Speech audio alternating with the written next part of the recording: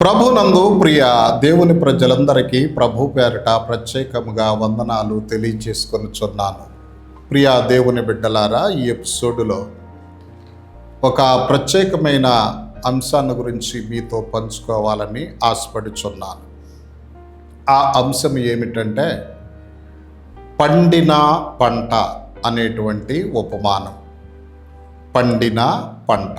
Mark సువార్త 4వ అధ్యాయము 26వ వచనం నుండి 29వ వచనం వరకు దీనిని గూర్చి వ్రాయబడి ఉన్నది. మార్కు సువార్త 4వ అధ్యాయం 26వ వచనం నుండి 29వ వచనం వరకు. మరియు ఆయన, ఒక మనుషుడు భూమిలో విత్తనము చల్లి రాత్రింబగళ్ళు నిద్రపోవచ్చు మేల్కొనుచు ఉండగా వానికి తెలియని రీతిగా ఆ విత్తనము మొలిచి పెరిగినట్లే దేవుని రాజ్యం ఉన్నది. భూమి మొదట మొలకను, తరువాత వెన్నును, అటు తరువాత వెన్నులో ముదురు గింజలను తనంతట తానే పుట్టించును. పంట పండినప్పుడు కోతకాలం వచ్చినదని సేద్యగాడు వెంటనే కొడవలు పెట్టి కోయినని చెప్పెను. ప్రభునందు ప్రియ దేవుని బిడ్డలారా, కొన్నిసార్లు మనం దేవుని సేవ చేస్తూ ఉంటాం. ఎంత సేవ చేసినా ఫలితం మనకు కనిపించదు. అయ్యో, ఎంత భారంతో వాక్యం చెప్తున్నాను, దేవుని కొరకు ప్రయాసపడుతున్నాను, మరి ఏమీ ఫలితం రావటం లేదేంటి, ఎవరు మారటం లేదేంటి అని కొన్నిసార్లు నిరాశ నిస్పృహలు ఎదురవుతూ ఉంటాయి. ప్రియ దేవుని బిడ్డలారా, మన పని ఏంటంటే వాక్యం చెప్పటమే మన పని, దేవుని పని చేయటమే మన పని. కానీ ఫలితం ఆయనే ఇస్తాడు. మనం ఏమనుకుంటామంటే మన సమయంలో ఫలితం రావాలని చూస్తాం, కానీ ఆయన సమయంలో ఫలితాన్ని ఇస్తాడు. ఈ సందర్భంలో ఒక వచనాన్ని నేను మీకు జ్ఞాపకం చేస్తా. నా తలంపులు మీ తలంపుల వంటివి కావు, మీ త్రోవలు నా త్రోవల వంటివి కావు. ఇదే యెహోవా వాక్కు. ఆకాశములు భూమికి పైన ఎంత ఎత్తుగా ఉన్నవో మీ మార్గముల కంటే నా మార్గములు, మీ తలంపుల కంటే నా తలంపులు అంత ఎత్తుగా ఉన్నవి. ప్రభునందు ప్రియా దేవుని బిడ్డలారా, ఆయన ఆలోచనలు వేరు, మన ఆలోచనలు వేరు.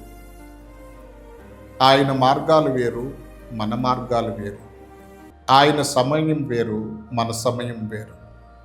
మనం ఏమనుకుంటామంటే మన సమయంలో సేవకు ఫలం రావాలని అనుకుంటాం, కానీ ఆయన సమయములో ఫలితాన్ని ఇస్తాడు. ప్రభునందు ప్రియ దేవుని బిడ్డలారా,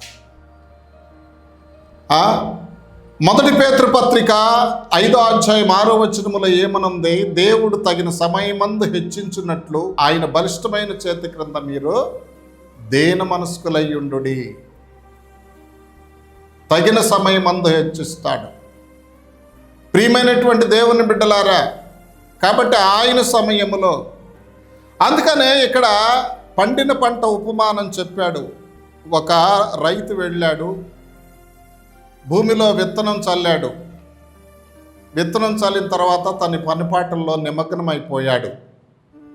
ఈ రైతుకు తెలియకుండానే విత్తనం మొలకెత్తింది. మొలకెత్తి వెన్నును, అటు తరువాత వెన్నులో ముదురు గింజలను తనంతట తానే పుట్టిస్తుంది. పంట పండినప్పుడు కోతకాలం వచ్చిందని సేద్యగాడు వెంటనే కొడవలు పెట్టి కోస్తాడు. ప్రియులారా, తనకు తెలియని రీతిగా మలిసేస్తుంది. తనకు తెలియకుండానే తన పనిలో తానున్నప్పుడు వానికి తెలియని రీతిగా విత్తనము మొలిచింది. గమనించారా? కాబట్టి ఆయన ఫలింప చేస్తాడు, ఫలితాన్ని ఇస్తాడు. నీలో ఏం లేదు, నువ్వు విత్తనం చల్లటమే. నువ్వు డిస్కరేజ్ కావాల్సిన అవసరం లేదు. నేను ఎప్పుడు కూడా సేవ విషయంలో నిరాశ చెందను. వాక్యం చెప్తున్నాను, ఎవరు వింటారు, ఎవరు మారుతారు అని క్రొత్తలో నిరాశ చెందేవాడిని. కానీ దేవుని పని నేను చేస్తున్నా, ఫలితాన్ని ఆయన ఇస్తాడు. వృద్ధి కలగ చేసేది దేవుడే. అందుకనే పౌలు గారు కొరింథీయులకు రాసిన మొదటి పత్రిక 3వ అధ్యాయము 6-7 వచనాల్లో ఈ విధంగా వ్రాస్తున్నాడు. కొరింథీయులకు రాసిన మొదటి పత్రిక 3వ అధ్యాయము 6-7 వాక్యములు. నేను నాటితిని, అపొల్లో నీళ్లు పోసెను, వృద్ధి కలుగజేసిన వాడు దేవుడే. కాబట్టి వృద్ధి కలుగచేయి దేవునిలోనే గాని నాటువానిలోనైనను నీళ్లు పోయి వానిలోనైనను ఏమీయూ లేదు. దేవుని నామానికి స్తోత్ర. వృద్ధి కలుగచేయువాడు దేవుడే. దేవుని బిడ్డ, మనం చేయవలసింది ఏంటంటే ఆయన పని చేసి ఊరుకోవాలంతే. ఫలితాన్ని ఇచ్చేది ఆయనే. నేను నాటాను, అపొల్లో నీరు పోసాడు, వృద్ధి కలిగి చేసేది దేవుడే. నీ సేవ ఆశీర్వదించబడాలంటే దేవుడు ఆశీర్వదించాలి. నీవెంత ప్రయాసపడిన ఆశీర్వాదం రాదు, దేవుడు ఆశీర్వదించాలి. నువ్వు ఆరోగ్యంగా ఉండాలంటే దేవుడు ఆరోగ్యం ఇవ్వాలి. నువ్వెంత జాగ్రత్త వహించిన ఆరోగ్యం రాదు. ప్రియదేవుని బిడ్డ, అందుకని ఆయన మీద ఆధారపడాలి. ఆధారపడటం అనేటువంటిది చాలా ప్రాముఖ్యమైనటువంటిది. గమనించారా?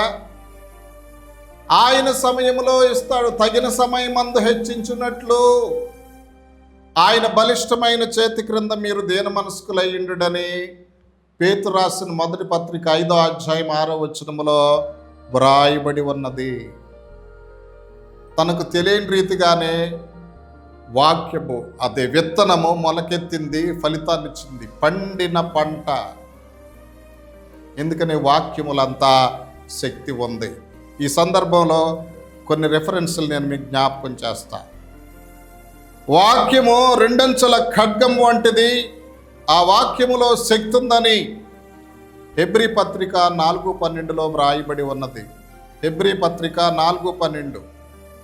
ఎందుకనగా దేవుని వాక్యము సజీవమై బలము కలదై రెండంచుల ఎటువంటి ఖడ్గము కంటెను వాడిగా ఉండి ప్రాణాత్మలను కేళ్లను మూలుగను విభజించినంత మట్టుకు దూరుచు హృదయముల ఆలోచనలను తలంపులను శోధించుచున్నది. ఇక వాక్యంలో ఉన్న రెండోది శక్తి ఏంటంటే వాక్యము ఆత్మలను రక్షించు శక్తి గలది. యాకోబు పత్రిక 1వ అధ్యాయం 21వ వచనములో ఈ విధంగా రాయబడి ఉంది. అందుచేత సమస్త కల్మషమును విర్రవీగుచున్న దుష్టత్వమును మాని లోపల నాటబడి మీ ఆత్మలను రక్షించుటకు శక్తిగల వాక్యమును సాత్వికముతో అంగీకరించుడి. ఆత్మలను రక్షించే శక్తి వాక్యములో ఉంది. ప్రియదేవుని బిడ్డ, వాక్యము వ్యర్థంగా పోదు, వాక్యం ఫలితాన్ని ఇస్తుందని యెషయా గ్రంథం 55వ అధ్యాయం 10వ వచనం నుండి 11వ వచనం వరకు ఈ విధముగా వ్రాయబడి ఉన్నది. వర్షమును హిమమును ఆకాశము నుండి వచ్చి అక్కడికి ఏలాగు మరలక భూమిని తడిపి విత్తువానికి విత్తనమును భుజించువానికి ఆహారమును కలుగుటకై అది చిగిర్చి వద్దిల్లునట్లు చేయును, అలాగే నా నోట నుండి వచ్చు వచనమును ఉండును. నిష్ఫలముగా నా యొద్దకు మరలక అది నాకు అనుకూలమైన దాన్ని నెరవేర్చును, నేను పంపిన కార్యమును సఫలము చెయ్యను. ప్రియదేవుని బిడ్డలారా, దేవుని వాక్యం వెలుగు దీపము వంటిది అని చెప్పిన 119వ కీర్తన 105వ చరణములు ఈ విధంగా ఉంది. నీ వాక్యము నా పాదములకు దీపమును నా త్రోవకు వెలుగునై ఉన్నది. ఇక దేవుని వాక్యం మనలను జీవింపచేస్తుంది అని మత్తయి సువార్త 4వ అధ్యాయం 4వ వచనంలో ఇట్లు వ్రాయబడి ఉన్నది. అందుకాయన మనుష్యుడు రొట్టె వలన మాత్రము కాదు కానీ దేవుని నోట నుండి వచ్చు ప్రతి మాట వలన జీవించును. ప్రియులారా, వాక్యము బ్రతికిస్తుంది, బాధల్లో నెమ్మది ఇస్తుందని కీర్తనలు 119:50లో ఇట్లు వ్రాయబడి ఉన్నది. నీ వాక్యము నన్ను బ్రతికించి ఉన్నది, నా బాధలో ఇదే నాకు నెమ్మది కలిగించుచున్నది.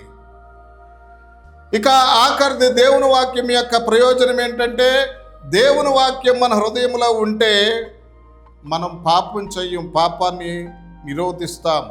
119వ కీర్తన 11వ చరణం, నీ ఎదుట నేను పాపము చేయకుండానట్లు నా హృదయములో నీ వాక్యము ఉంచుకొని ఉన్నాను. ప్రియదేవుని బిడ్డలారా, వాక్యములు ఎంత శక్తి ఉంది గనుక వాక్యాన్ని నీవు విత్తు. అందుకనే ప్రసంగి గ్రంథం 11వ అధ్యాయం 1వ వచనములో, నీ ఆహారమును నీళ్ల మీద వేయము, చాలా దినములైన తరువాత అది నీకు కనబడునని వ్రాయబడి ఉన్నది. కాబట్టి నిరాశ నిస్పృహలు మాని దేవుని పని చేద్దాం, దేవుని వాక్యం ప్రకటిద్దాం. దేవుని వాక్యంలో శక్తి ఉంది, అది దేవుని యొక్క సమయంలో ఫలిస్తుంది. దేవుడు మన పరిచర్యను ఆశీర్వదిస్తాడు. అటువంటి కృపా పరిశుద్ధాత్మ దేవుడు మనకందరికీ దయచేయుదురుగాక. ఆమేన్. తండ్రి, మీ కొందనాలు, స్తోత్రాలు నాయన. నీ పరిచర్యను నిరాశ నిస్పృహలు లేకుండా కొనసాగించమని చెప్పావు. అది మీ సమయంలో ఫలితాన్ని ఇస్తుందని మాకు తెలియచేసినందులకు స్తోత్రాలు. అటువంటి కృప మాకు దయచేయమని యేసు పుణ్యనామంలో ప్రార్థించి స్తుతించి వేడుకొనుచున్నాం పరమ తండ్రి. ఆమేన్.